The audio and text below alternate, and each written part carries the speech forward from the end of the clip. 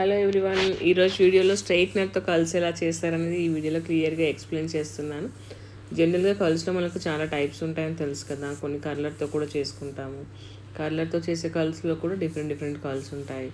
అయితే ఈరోజు వచ్చేసి మనం ఇన్స్టెంట్గా ఫాస్ట్గా చేసుకోవాలి అంటే స్ట్రైట్నర్ యూజ్ చేసి కూడా కల్స్ అనేది ఎలా చేస్తారనేది చూద్దాము. అయితే జనరల్గా స్ట్రైట్నర్తో కల్స్ చేయడానికి కొంచెం ఇబ్బంది పడుతూ ఉంటారు. ఒకవేళ మీకు వచ్చినా కూడా అదేంటంటే పర్ఫెక్ట్గా అనేది రాకపోవచ్చు. సో ఈ వీడియో చూస్తే ఏంటంటే మీకు ఏమైనా డౌట్స్ ఉంటే కూడా క్లియర్ అవుతాయి. నేను అన్నీ కూడా దానికి ఏ విధంగా చేస్తే మనకి ఈజీగా వస్తాయి కల్స్ అనేది కొన్ని టిప్స్ అయితే చెప్తాను. సో వీడియోని స్కిప్ చేయకుండా అయితే చూడండి. ఫస్ట్ అయితే ఫ్రంట్ హెయిర్ స్టైల్ అనేది ఈ విధంగా మనకి క్లయింట్ రిక్వైర్మెంట్ని బట్టి ఫేస్ షేప్ని బట్టి ఈ విధంగా సెట్ చేసుకుంటాము. ఇది వచ్చేసి ఏంటంటే హల్దీ మేకవర్ డెమోలో స్టూడెంట్స్కి చూపించిన హెయిర్ స్టైల్. ఇక్కడ మోడల్కి వచ్చేసి షార్ట్ హెయిర్ ఉంది. సో ఎక్కువ మనకు హల్దీ అనగానే వెంటనే వాటర్ పోసిస్తారు కాబట్టి హెయిర్ స్టైల్ అనేది కొంచెం ఈజీ హెయిర్ స్టైల్ వేసుకుంటాం అనమాట. ఎక్కువగా మనకి వాటర్ వేస్తే ఏమవుతుంది, అంత దగ్గరికి వచ్చేస్తుంది కాబట్టి ఎక్స్టెన్షన్ అవన్నీ ఇక్కడైతే ఏం యూజ్ చేయట్లేదు. కావాలంటే మనము ఇప్పుడు బ్రైడల్ మేకప్లో అయితే ఖచ్చితంగా మనకి ఎక్స్టెన్షన్ కావాలంటే పెడతాం కూడా, ఎందుకంటే వాల్యూమ్ వస్తుంది, లెంత్ వస్తుంది కాబట్టి. సో వన్ సైడ్ అయితే ఈ విధంగా ఫస్ట్ సెట్ చేసి చూపించాను అనమాట. సో ఇది తనకి ఎలా ఉంటుందని చెప్పి చూడడానికి బాగుంది, బట్ పర్సనల్గా వచ్చేసి తనకి ఇలా కిడ్స్ హెయిర్ స్టైల్ లాగా అనిపిస్తుందని చెప్పారు. సో అందుకు ఇటువైపు కొంచెం డిఫరెంట్గా ట్రై చేసి చూపించాను అనమాట. సో ఇటువైపు వేసింది ఏంటంటే తనకు నచ్చింది. దీన్ని కంటిన్యూగా మళ్ళీ అటువైపు కూడా అదే వేసాం అనమాట. సో ఓవరాల్గా ఫ్రంట్ హెయిర్ స్టైల్ అయితే ఈ విధంగా బ్యాక్ కోమ్ చేసుకొని ఫస్ట్ మిడిల్ పఫ్ పెట్టుకొని రైట్ అండ్ లెఫ్ట్లో బ్యాక్ కోమ్ చేసుకొని కంప్లీట్గా హెయిర్ అంతా కూడా వెనక్కి కోమ్ చేసేసుకొని పిన్ తోటి సెక్యూర్ చేసేసుకుంటాము. ఇక్కడ నేను యూజ్ చేసింది ఓసిస్ నుంచి షైన్ స్ప్రే. ఇది మనకి హెయిర్ ఎప్పుడైతే రఫ్గా అనిపించినప్పుడు ఆ స్ప్రే అనేది యూజ్ చేసుకోవచ్చు. ఈ విధంగా ఫ్రంట్ హెయిర్ స్టైల్ కంప్లీట్ అయిపోయిన తర్వాత బ్యాక్ వచ్చేసి మనం కర్ల్స్ పెట్టుకోవడానికి కర్లర్ కాకుండా స్ట్రైట్నర్ యూజ్ చేస్తాము.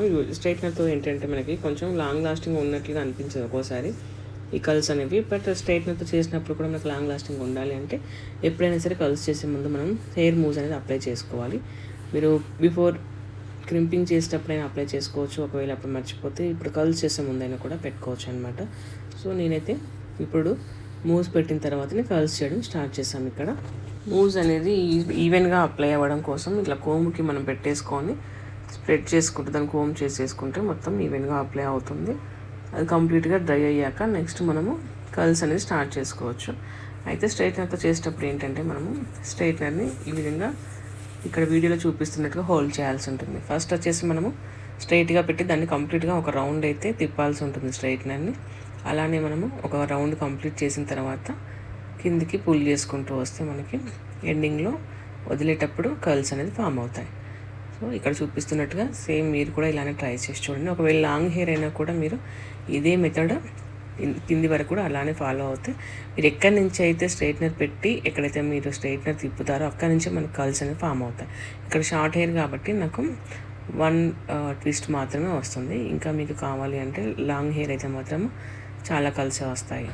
సో ఎప్పుడైనా మీకు టైంకి కర్లర్ అవైలబుల్ లేకపోయినా ఫాస్ట్గా చేయాలి అన్న ఈ స్ట్రైట్నర్ అనేది యూజ్ చేసి మీరు కర్ల్స్ అయితే ఈ విధంగా హెయిర్ అంతా ఒకటేసారి కాకుండా సెక్షన్గా నేను వీడియోలో పెట్టినట్టుగా అట్లా పెట్టేసి కొంచెంగా హెయిర్ తీసుకొని చేసుకోవచ్చు. ఇంకొకటి కర్ల్స్ డైరెక్షన్ అనేది మనం చేస్తే అన్నీ ఒకటే డైరెక్షన్లో చేయొచ్చు, లేదు అంటే మొత్తం లెఫ్ట్ అంతా ఒక డైరెక్షన్, రైట్ అంతా ఒక డైరెక్షన్ కూడా చేసుకోవచ్చు హెయిర్ అనేది. ఇక్కడ మాత్రం నేను 2 డైరెక్షన్స్లో కర్ల్స్ అయితే చేశాను.